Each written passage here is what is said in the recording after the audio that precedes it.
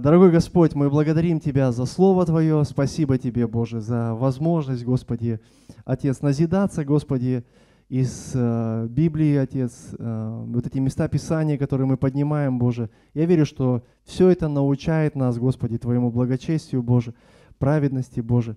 Спасибо Тебе. Поэтому благослови это время для нас во имя Иисуса. Аминь. Аминь. Дорогие, сегодня хочу поговорить на тему с вами, тему мудрости опять, да, потому что, знаете, тема такая, как бы, ну, она на самом деле очень широкая такая и большая. Я думаю, что вы не раз тоже молились о мудрости в какой-то конкретной ситуации, и часто люди в мире, даже вне церкви, все равно тоже признают, что им тоже нужна какая-то определенная мудрость в каких-то ситуациях, в поступках, в каких-то, не знаю, ну, иногда спрашиваешь, зачем мудрость, да, вот люди, зачем они ее ищут? Ну и ответ, я думаю, тоже он такой понятен и очевиден. У людей есть некое такое развлечение, знаете, что есть ситуации, в которых не все так просто. Ну, знаете, как дважды два, типа, понятно. И раз мы понимаем, что есть ситуации, где не все так просто, то мы понимаем, что можно принять какое-то решение, которое может быть, ну, неправильным, да, и увести нас куда-то не туда, куда мы хотели. И вот этот запрос на мудрость, то есть то, что я хочу мудрости, оно как раз-то и показывает, что у меня есть эта способность немножко различать, да, вот эти вот ситуации, простые они или непростые. И вот сегодня я хочу поговорить не просто о развлечении, которые имеют люди сегодня, то есть понимая, о, вот это непростая ситуация, да, или это или очень простая, да, что тут вообще мудрецов искать. Сегодня я хочу поговорить о духовном развлечении, которое, как бы, естественно, связано больше с нами, с верующими, наверное, людьми, да, и эта способность, духовное развлечение, то есть оно не просто дает нам понимание ясного от неясного, то есть это умение отличать как раз-таки доброе от злого. То есть есть, скажем так, доброе влияние от плохого влияния, да, или, я не знаю, там, добрые какие-то вещи от недобрых какие-то. Добрые, вот сегодня, кстати, сестра Оля наша говорила, да, сестра, говорила о сеянии, да, что мы сеем. И опять же тоже нам нужно понимать, что мы сеем. Доброе мы сеем, да, или плохое. Поэтому у нас должно быть такое духовное развлечение. Потому что я думаю, что доброе, оно в любом случае принесет доброе в твою жизнь, да. Но если ты пропустишь и посеешь что-то злое, то есть или не различишь и примешь что-то злое, оно принесет, естественно, плохое в твою жизнь. Поэтому сегодня нам это важно, иметь вот это духовное развлечение, да. И важно почему. Вот смотрите, в мире достаточно много доброго, оно умалчивается. Вы не видите новостей, где только и говорят о добром, там вот это доброе сделали, вот это доброе сделали, вот здесь доброе сделали, и там доброе наградили, и туда добрым всех засыпали. Это настолько редко.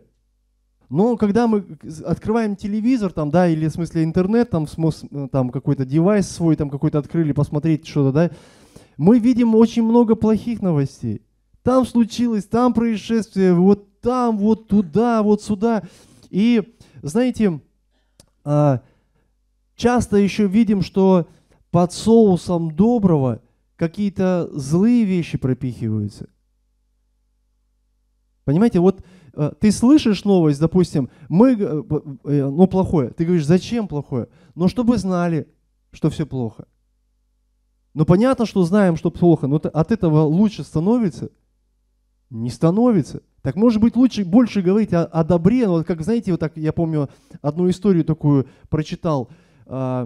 Люди, говорит, в мире живут, Библию запрещают читать. А когда в тюрьму садятся, на, пожалуйста. Так может быть в мире бы молились бы лучше и читали бы. Так в тюрьме не нужно было бы никому сидеть, понимаете? Но у нас как-то все немножко шиворот на выворот, и поэтому сегодня доброе умалчивается, а под злым, то есть может подсовываться такое, как бы, типа, ну оно же уже доброе. Я еще такой момент такой, знаете, однажды смотрел фильм такой, и там представленные были герои, они были такие прям, ну, буквально там, знаете, их называют гангстеры, такие бандиты. Но они были представлены такими романтическими героями. Они буквально убивали людей, грабили. Но они такие хорошие, когда они там, ну, в общем, по сюжету поплатились за все своей жизнью. Страна плакала. Представьте, просто кинематограф насколько искажает истину, то есть, что выставляются люди, которые должны ответить за свои поступки, то есть перед обществом, да, их жалко. Не хочется наказывать, знаете, дожили бы дожили, это по фильму даже просто. Или, например, ребенок смотрит мультик, а в мультике выставлены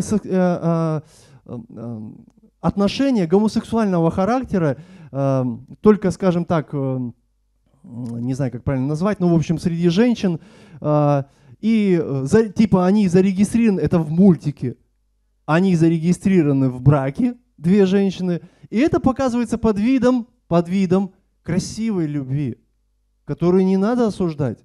Это нормальная, красивая любовь. Причем долго, они прожили там долго и счастливо. Это в мультиках. То есть, и мы видим, знаете, блуд, содомия, то есть бандитизм какой-то. Все это просовывается под видом добра. И люди, когда не могут это различить, они просто это съедают. Но я даже глубже зайду. Сегодня, представляете, есть секты, я называю это так, потому что это не является церквями, которые объединяются в общество, где они говорят, что Иисус Христос наш Господь, но они объединяются и не разбираются со своими гомосексуальными характерами, в смысле грехами, простите, не характерами, грехами, не разбираются. Эти церкви, они там и есть, гомосексуальные. Поддерживают эти связи. Или, например, церкви, которые проклинают налево и направо страны и народы, и власти. То есть это общество, которое, они не руководствуются словом, они руководствуются просто своими какими-то вот этими амбициями, своими какими-то пристрастиями, понимаете? То есть вот эта печаль. И когда человек духовно не различает, он не видит это. Он молится со всеми, проклиная, допустим, там, или поддерживая что-то, но он не различает, что это не по Слову Божьему. И вот эта печаль, которая сегодня находится в мире, то есть она есть. И духовное развлечение, дорогие, духовное развлечение, оно важно для нас, оно необходимо, и оно является вообще основанием мудрости. Вот кто молился из вас о мудрости? Все молились о мудрости. И вот, смотрите, первое в мудрости всегда стоит духовное развлечение. Почему? Потому что если ты не различаешь, никакая мудрость тебе уже не прилетает. Поймите, то есть если ты смог различить с помощью Господа вообще, за что ты молишься, там, с чем ты столкнулся, там, и где тебе необходима мудрость, если ты смог это различить, поверь мне, Господь уже говорит в твою жизнь. Но если ты не различаешь, и ты барахтаешься в этом, и ты просишь, ничего не будет. Духовное развлечение, дорогие, это основание мудрости. Поэтому оно дано не всем, но тем, кому открывает Господь. Духовное развлечение дано тем, кому открывает Господь. Поэтому люди могут много говорить о духовных истинах, они могут дискуссировать на эту тему, спорить на эту тему, но глубина Божья может быть скрыта для них и не ясна. Поэтому ты можешь слышать красивые дискуссии, но без откровения Божьего. Матфея, смотрите, 13 глава, 11 стих. Написано, Иисус сказал ученикам в ответ, для того, чтобы вам, когда они спросили, почему притчами рассказываешь народу, Он говорит, для того, чтобы вам дано знать тайны Царствия Небесного, а им не дано. То есть люди, которым дано. И Иисус говорит, что способность вот эту понимать истину, она дается кому? Избранным. Избранным, потому что это милость от Бога. И этим избранным всегда и были, и есть ученики Христовы. Он говорит, вам дано знать. Я вам объясню. Я вообще посреди вас, если что, говорит, нахожусь. Христос говорит. Поэтому вам дано, я вам объясню. А им не дано.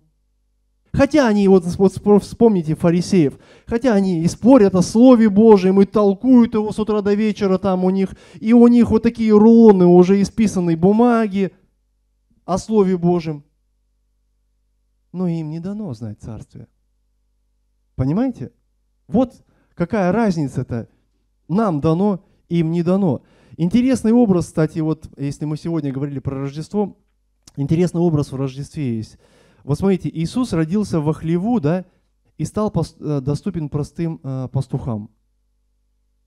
Смотрите, стал доступен кому? Простым пастухам. Почему простым пастухам? Потому что простые пастухи, они смогли уверовать и смогли прийти. Аминь. Смотрите, Матфея 4 глава, 16 стих. То есть он стал доступен тем, кто пришли к нему, уверовав. Матфея 4 глава, 16 стих. Народ, сидящий во тьме, это пророчество Исаии, да? Увидел свет великий, и сидящий в стране и тени смертной воссиял свет. То есть, по сути, в жизни простых людей, которые верят, которые ожидают. Мы знаем, что многие евреи, они ожидали своего Мессию. Многие, это я даже, наверное, скромно сказал. Там вообще практически иудаизм, это вся нация, она жила в определенном ожидании, то есть Мессии. Почему в определенном? Потому что ожидали его по-своему. Не так, как сегодня мы его ожидаем, но ожидали. И вот смотрите, Исаия говорит о народе, который сидел во тьме, про который Павел однажды сказал, что Бог ослепил умы этих людей, да. Но смотрите, но свет явился с рождением Христа. Свет явился, то есть Исаия говорит, они сидели во тьме, но свет воссиял. И вот знаете, вот этот образ в том, что Бог проливает свет на наш разум, как и Христос пришел в свое время, родился и пришел свет на людей, да, свет вот этого, связанный с Мессией, да, так и вот здесь, смотрите, Христос, образ в том, что Христос становится доступен верующим, что Он проливает свет на разум человека, который ищет, который размышляет, да, делая нас способными понимать истину. Вот до этого, смотрите, до того, как ты уверовал, ты мог читать Библию взахлеб, но не понимать ничего. Помните Евнух, который ехал на колеснице, и Филипп, благовестник, появился рядом, да? Странным образом появился рядом, да?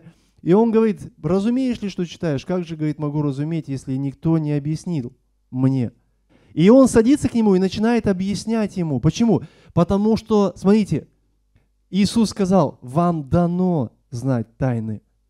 И вот здесь Филипп появился странным образом возле коляски Евнуха. Почему? Потому что дано было Евнуху познать тайны Царствия Божьего. Это Бог привел Евнуха странным образом, сверхъестественно, да, к этой колеснице.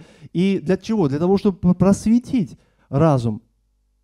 Просветить разум Евнуха. И вот смотрите, без Господа прийти к пониманию истины вообще невозможно. Читал, я с одним парнем разговаривал, он говорит, да я читал эту Библию. Я говорю, по тебе-то и видно, что ты вообще ничего не понял в ней. Потому что если бы понял, жизнь бы изменилась. Буквально бы изменилась жизнь, понимаете? И смотрите, только Бог дает такое развлечение, духовное развлечение, когда ты просвещенным, ты можешь видеть, как во свете, да, как вот кто-то, помню, проповедовал у нас, говорит, как в комнату зашел, включил свет и увидел. Почему? Потому что Бог тебе дал такую возможность включить свет. Но смотрите, если Бог дает это духовное развлечение, Писание говорит, что Бог может и забрать это духовное развлечение. Да? Иова, смотрите, 12 глава, 20 стих написано, что Бог старцев лишает смысла. Представляете, мы иногда говорим, что чем старше, тем мудрее, да? Но иногда ты посмотришь, люди бестолковые могут быть с возрастом. Почему? Потому что Писание говорит, старцев лишает смысла. То есть мудрость у старцев он забирает. они не могут научить чему-то доброму. Но не все, слава Богу. Поэтому мудрость, дорогие, и духовное развлечение, которое нам сегодня необходимы, а нам они сегодня необходимы. Аминь. Почему? А почему, кстати, необходимы? Как? Вот, да, направление, чтобы не терять. Потому что мы, дорогие, мы к Отцу идем. К Отцу идем, и нам нужно духовное развлечение, чтобы мы не сошли с пути, да. Поэтому нам нужна мудрость, которая исходит от Христа. Когда вы читаете книгу притч, смотрите, вот если откроете притчи, 1 глава, да, когда вы читаете книгу притч, думаю, каждый из вас, наверное, заметил, то есть вот в этой 1 главе, что мудрость в ней описана как личность. Да? Ну, то есть ты прям читаешь реально, как будто это человек. И там, смотрите, такие слова написаны, например, 20 стих. «Премудрость» 1 главы притч возглашает на улице, на площадях возвышает голос свой. То есть, по сути, буквально, что мы видим? Мудрость, она кричит. 33 стих. «А слушающий меня будет жить безопасно и спокойно, не страшась зла». Вот заявление, да, мудрости. Смотрите, 1 Коринфянам 1 глава 30 стих. «От Него и вы во Христе Иисусе, который сделался для нас премудростью от Бога». То есть, что мы видим здесь? Во-первых, мы видим, что мудрость, она как личность, да, о которой пишет Соломон, она взывает к нам. И сегодня, смотрите, Новый Завет нам уже показывает, что она взывает нам в лице Иисуса Христа, который сделался для нас премудростью от Бога.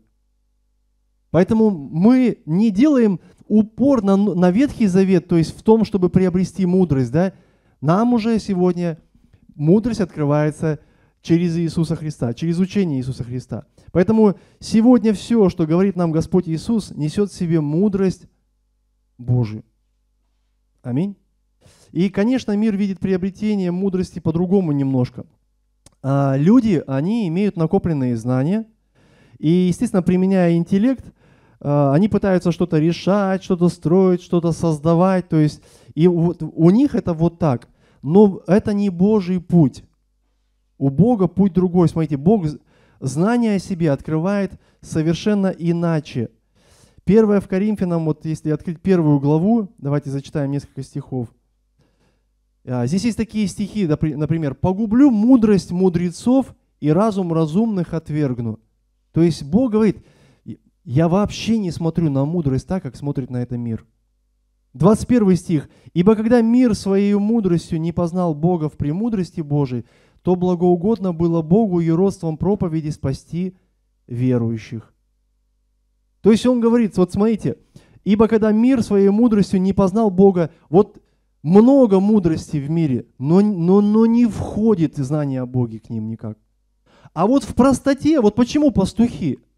Вот в простоте и ее родством, то есть вот этой простотой проповеди, да, он говорит, спасти хочу верующих. Вот почему не цари прискакали? Хотя все же знали, что существует пророчество, но не прискакали. И в другом случае, да, с волхвами. Почему какие-то волхвы, непонятно с какой стороны? Вообще, я даже не знаю, вообще, есть ли там среди них иудеи, были ли там кто-то там исповедующий иудаизм. Они просто пришли и поклонились. Простота проповеди, представляете? То есть Богу было угодно этим привлечь к себе верующих. 27 стих. «Но Бог избрал не мудрое мира, чтобы просрамить мудрых, и немощное мира избрал Бог, чтобы посрамить сильное». 28 стих. «И незнатное мира, и уничиженное, и ничего не значащее избрал Бог, чтобы упразднить значащее». Аллилуйя. Смотрите, свою мудрость Бог передает уверовавшим через отношения со Христом. Уверовали и пришли. То есть, и поэтому открывается, то есть приходящие, вот знаете, мы недавно говорили, да, Марфа и Мария, приходящие к Богу и пребывающие ему у Его ног. Им дано знать тайны Царствия. Поэтому Бог открывает свою мудрость вот приходящим этим людям. И смотрите, то развлечение, которое мы сегодня имеем, да, оно приходит в нашу жизнь вот благодаря познанию Иисуса Христа. Благодаря познанию. 1 Коринфянам 1 глава, тут же написано 31 стих, «Чтобы было, как написано, хвалящийся хвались Господом». И вот все, что мы знаем во Христе, все, что мы умеем, как мы умеем различать, да, это благодаря Ему, а не тому, что мы мудрые, а не тому, что мы использовали или там переработали опыт чей-то, и поэтому мы такие мудрые. Нет, только благодаря Христу. Христос открывает. И смотрите, я не хочу сказать, что знание это плохо, и не хочу сказать, что если вы логически там пытаетесь размышлять, там какие-то проблемы решать, это не будет решать проблем. Нет, это нормально. Но духовное развлечение не приобретается таким способом. Духовное развлечение, то есть если ты прочитал 100 книг, это не прибавит тебе духовное, ну в смысле не разовьет твое духовное развлечение. Духовное развлечение, оно от Господа в нашей жизни. То есть и мы его приобретаем только через Иисуса Христа. Оно приходит через откровение, которое дает Бог. И смотрите, оно развивается путем обучения в праведной жизни и в молитве. Смотри, это примерно так. Если ты не молишься, если ты не пытаешься понять, что такое праведная жизнь, любое откровение, которое ты услышишь за кафедры или еще откуда-то, оно не приземлится в твоей голове. Это будет просто интересная мысль. Неплохо сказал, но жить ты так не будешь. Жить ты так не будешь. Это семя, которое отскочит и не приживется.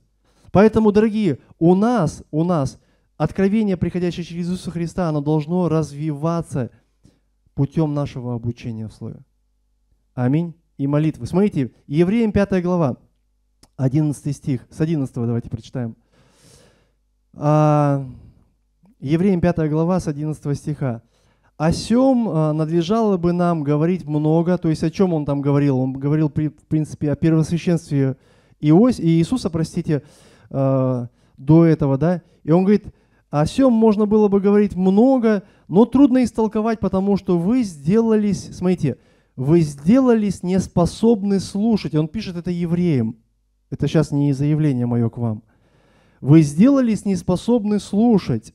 Ибо, судя по времени, вам надлежало быть учителями, но вас снова нужно учить первым началом Слова Божия, и для вас нужно молоко, а не твердая пища. Всякий, питаемый молоком, не сведущ в слове правды, потому что он младенец, не сведущ.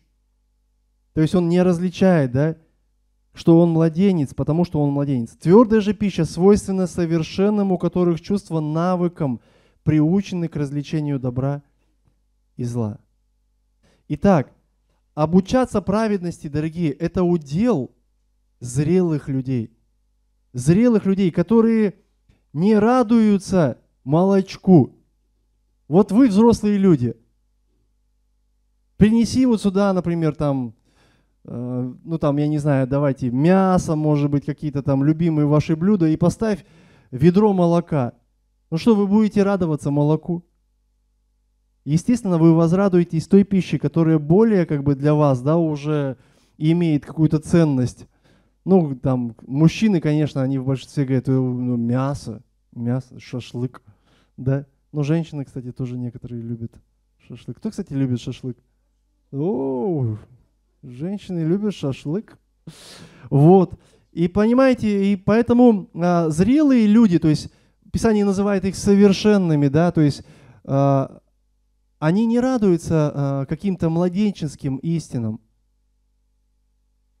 Понимаете, они уже давно это перешли.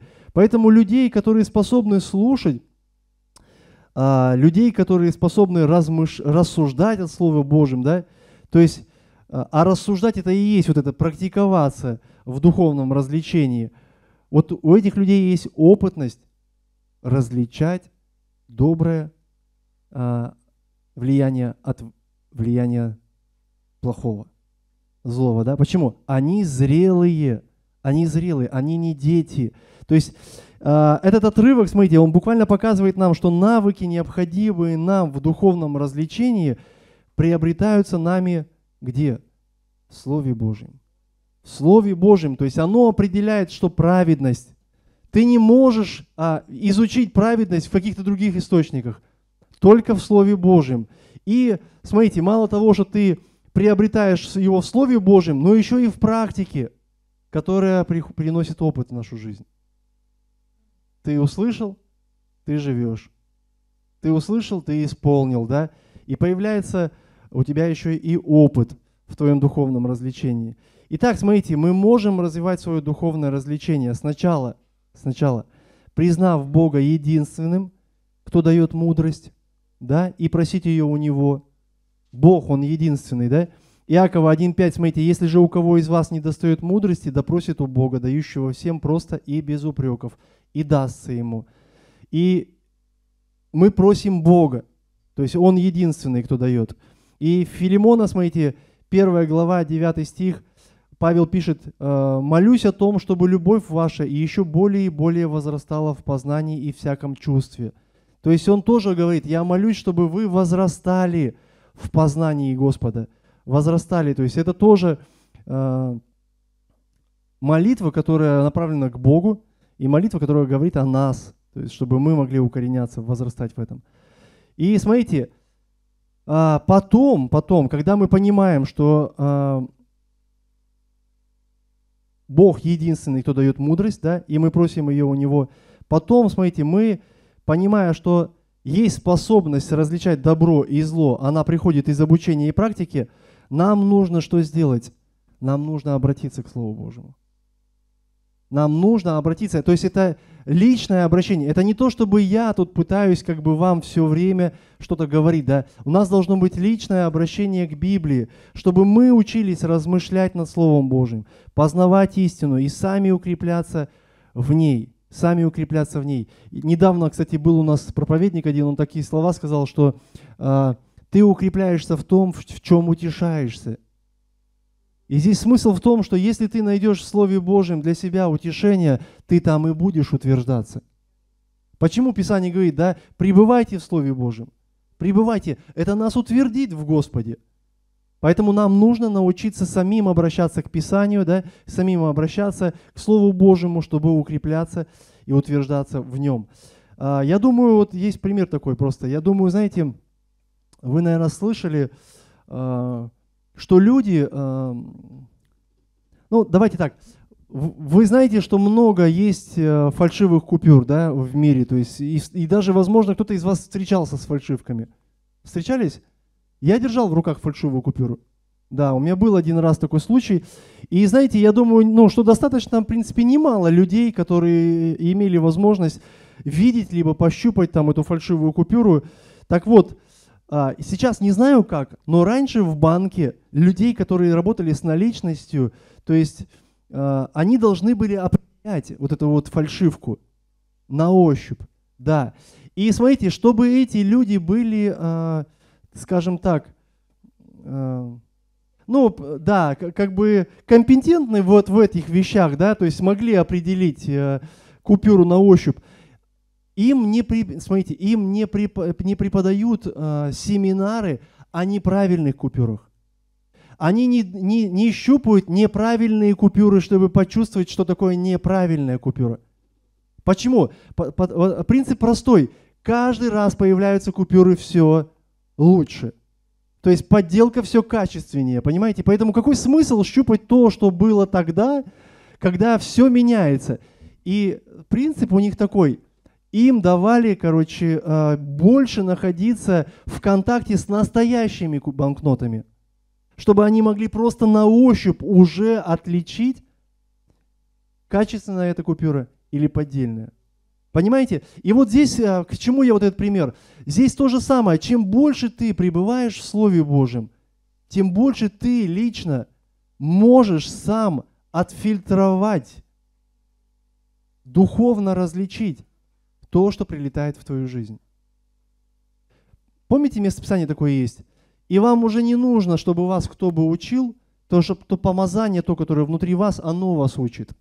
Помните? Так вот, дорогие, Дух Святой, данный вам, Он будет показывать, что истина. И это не ваши эти какие-то пристрастия, понимаете? Мне это просто нравится. Это, я сейчас не об этом говорю. Ваше нравится, оно тоже может вас завести далеко. Именно Дух Святой что говорит?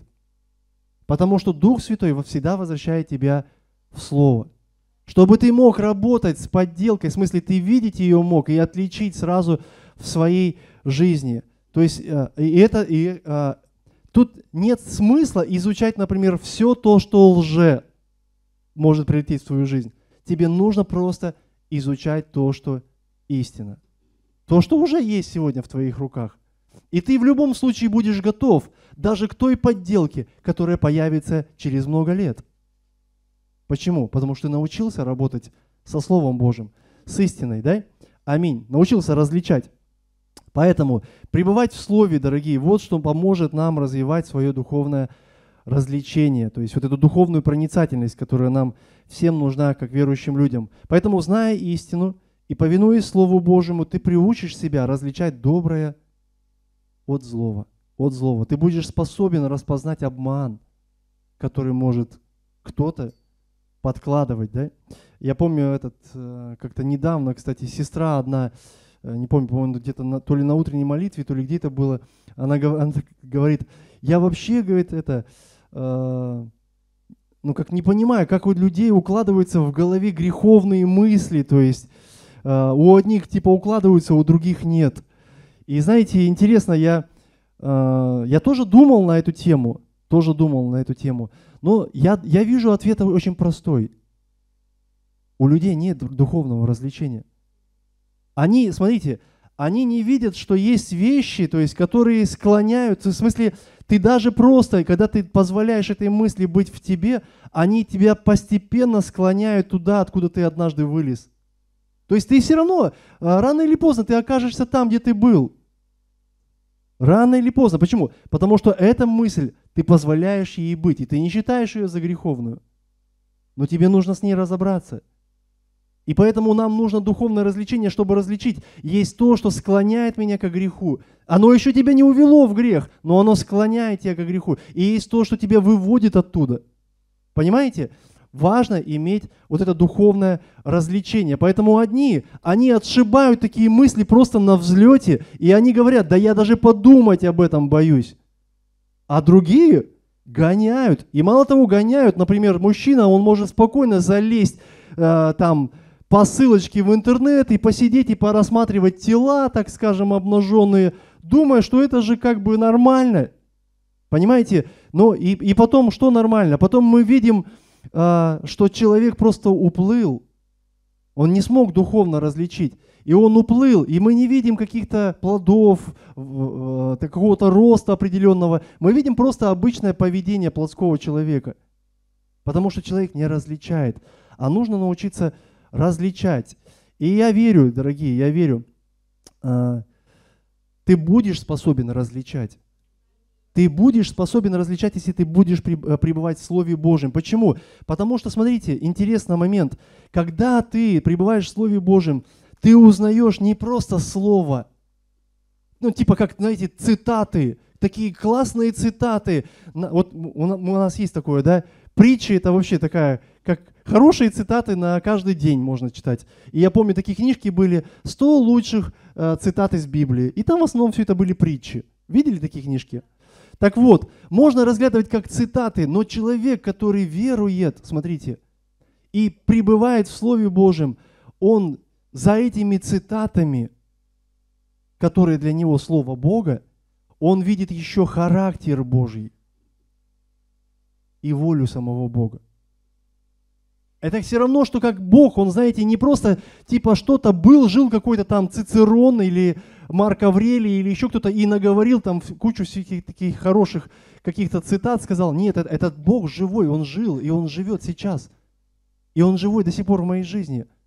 И я знаю его характер, почему он так говорит, почему он так поступает, да, и я знаю его волю относительно себя и относительно каких-то вещей, которые происходят. Почему? Я читаю Слово Божие, я нахожусь в нем.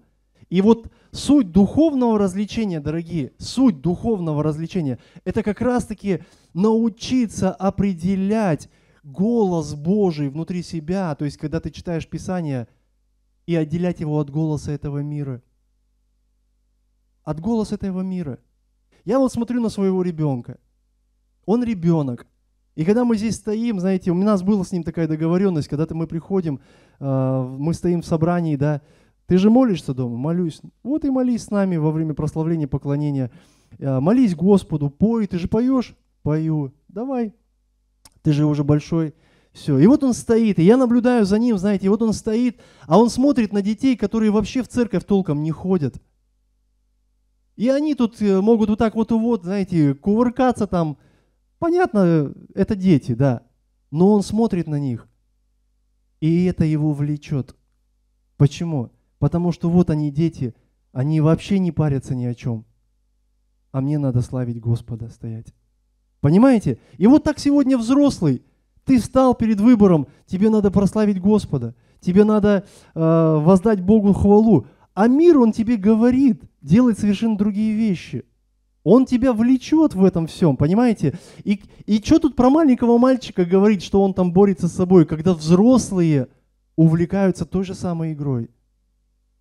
И Бог говорит, и мир говорит. Поэтому нам нужно, дорогие, научиться, то есть вот поймать эту суть, умение отличить, где говорит Бог, а где говорит мир.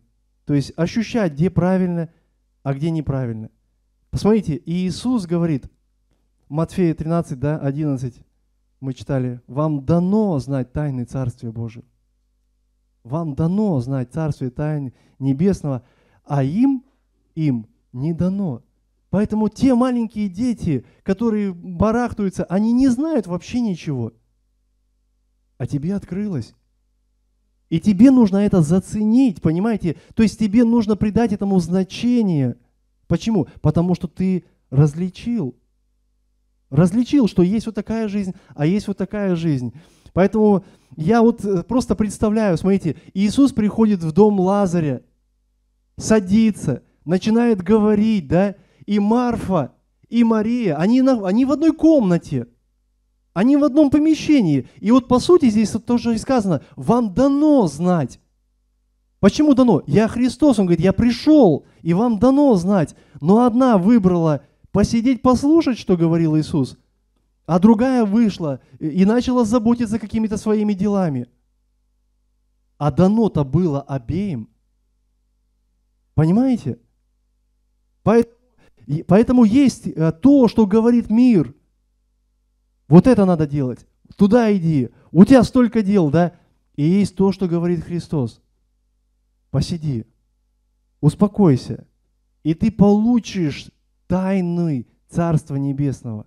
Они сейчас раскроются. Почему Петр и говорил, да, Христос, у тебя глаголы жизни. Глаголы жизни. То есть твои слова, они буквально влияют на мою жизнь. Аллилуйя. Аллилуйя. Поэтому, дорогие, духовное развлечение, оно всегда будет отражать искушения, которые прилетают в твою жизнь. Будут отражать искушения. Что-то поднялось, ты духовно различил. Если ты стоишь в церкви, и тебя заставляют проклинать власти, поверь мне, духовное развлечение, оно покажет, кто на самом деле здесь говорит. Понимаете? Твое духовное развлечение. Если тебя влечет какой-то человек в какое-то общество, и ты понимаешь, что духовное развлечение тебе говорит, что это общество, оно разлагает добрые нравы. Но, естественно, если ты имеешь это развлечение, тебе нужно определиться, выберешь ты это или не выберешь. Потому что там говорит Господь, и здесь говорит тоже кто-то. И так хочется выдать это за Господа. Так хочется порой выдать свои мысли, свои желания за то, что Господь тебе говорит. Но есть духовное развлечение, и оно от Господа. Оно позволяет отражать всякое искушение.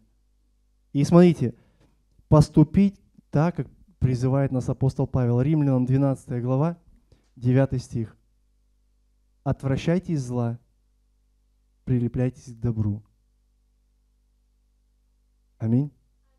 То есть вы, если вы определились, вы решите, отвращайтесь зла, прилепляйтесь к добру. Аллилуйя. Давайте встанем. Не ожидали, что так быстро? Давайте встанем и помолимся.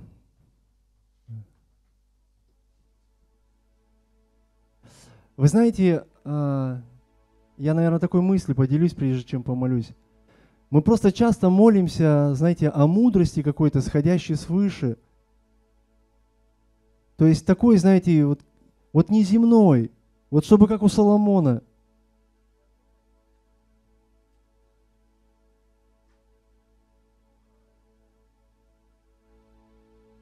Но вы знаете, вот Писание говорит, что Дух нам дан. Дух нам дан. Мы можем такие элементарные вещи решать, но мы часто их настолько глобализируем, то есть так, что как будто нам нужно что-то, нечто. А Писание приводит к тому, что, дорогие, вам дано. Вам дано. Почему вы живете, как не дано? Понимаете? Ну, например, Бог дал нам все для жизни и благочестия. Почему мы живем так, как будто не дал? И вот я не то, чтобы я сейчас не упрекаю вообще. Я к тому, что нам реально нужно размышлять над Словом, чтобы научиться различать вообще. Чаще всего это элементарные вещи.